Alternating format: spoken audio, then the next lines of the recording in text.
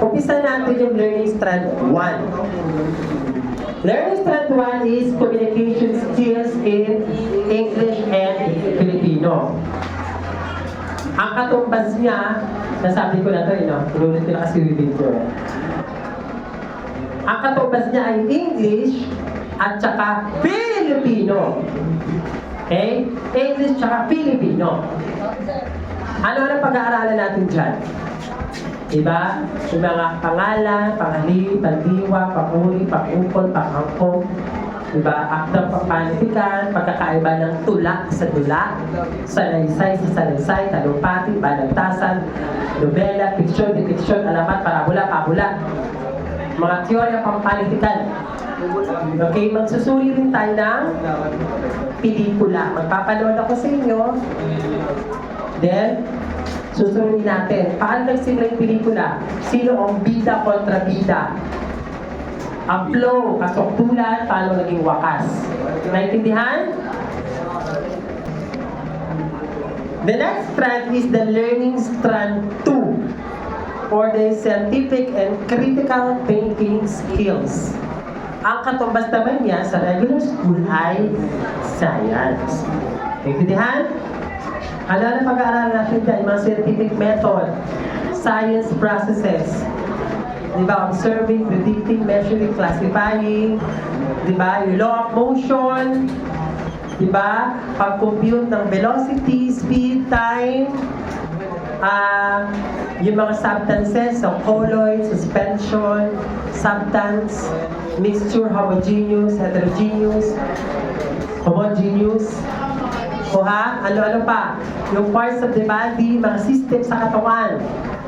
Yung nervous system, skeletal system, integumentary system, excretory system, reproductive system, circulatory system, skeletal system, yun yung mga system. Social security system, wala yun. SSS, diba? Yun yun. Naintindihan? Lahat, yung mga sakit ng respiratory system, yung asthma, diba yung tuberculosis, yung mga myoma, infertility. Pag-usapan din natin dyan kung bakit anong pagkakaiba ng AIDS sa HIV. Diba, yung mga kinds of drugs, narcotic, yung mga value, marijuana, shabu, diba? Naintindihan? So, ang ating LS3 ay mathematical and problem solving skills. Maraming ayaw dito. Bakit? Pag number lang, number lang. Pag sinama na ng x tsaka y, patay tayo dyan. Yung number na merong x tsaka y, diba? Tapos may exponent na to the third power, tapos may decimal. So pag-uusapan natin yung mga greatest common factor, least common denominator, fraction, decimal, ratio and proportion, statistic, metric and English system conversion, inches to millimeter, millimeter to volume, area, interest, compound interest, angle, mga acute angle, obtuse angle, diba? Scientific notation. Pag-uusapan natin yung algebra, statistic, content trigonometry. So, huwag kayong mag-alala. Tuturuan ko kayo. Okay? Ano ba yung pag-uusapan natin dyan? Interest, compound interest, pag-promote sa bangko. No? Yun. Next trend, we have LS4. Life and career skills. Tuturuan ko paano gumawa ng pag-fill out ng biodata. Actually, out mo yung biodata. Resume or curriculum vitae. Okay, ano pa? Paggawa ng application letter, paghahanap ng trabaho, and then magkakaroon tayo ng livelihood program kung saan tuturuan ko kayo paggawa ng yun lang muna yung pinakamadali, yung sabon, dishwashing liquid at saka yung t-shirt printing, no? Mag-aayos ako dito. Tuturo ako kayo paano. Baka gusto nyo mag-business, di ba? Sarili yung clothing, di ba? So, meron tayong mga materials niyan, no?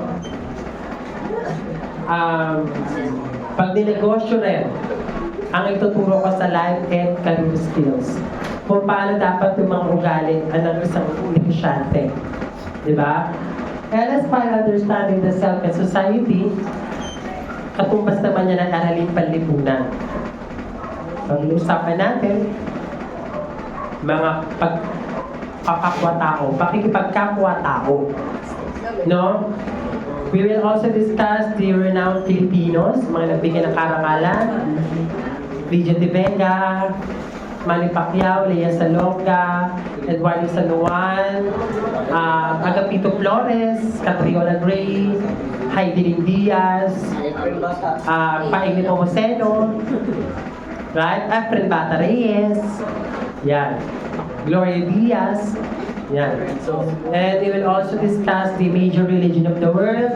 Ano pagkakaiba ng ism-ism na? Ano ism-ism? Buddhism, Judaism, Hinduism, Iglesia ni Cristo, Protestante, Seventh-day Adventist, Catholic. Diba bakit nag-iiba-iba tayo ng religion? No? And then LS6 is digital citizenship. Yan. So, tuturo ko kayo paano gumamit ng Microsoft Word, Excel, Basic, at saka PowerPoint. Yung Basic lang muna. O ha, yung Google Sheets versus PowerPoint. Ano ba kaiba nilang dalawa? Diba? Bakit yung mga SD card natin, 2 GB, 4 GB, 8 GB, 16, 32, 64, 128, 256. Bakit? Eh, pwede namang 5. Ilang gig yung cellphone mo? 120 lang. 64. Bakit hindi 65? Bakit hindi 63? Bakit hindi 100? O ha? Pag-uusapan natin kung ano. So yung mga hardware, yung software, pagkakaiba nila, dataware, peopleware, paano gumagana yung RJ45. Si RJ45, may nakagawa na rito? Wala? Yung LAN port, subukan natin gumawa nila.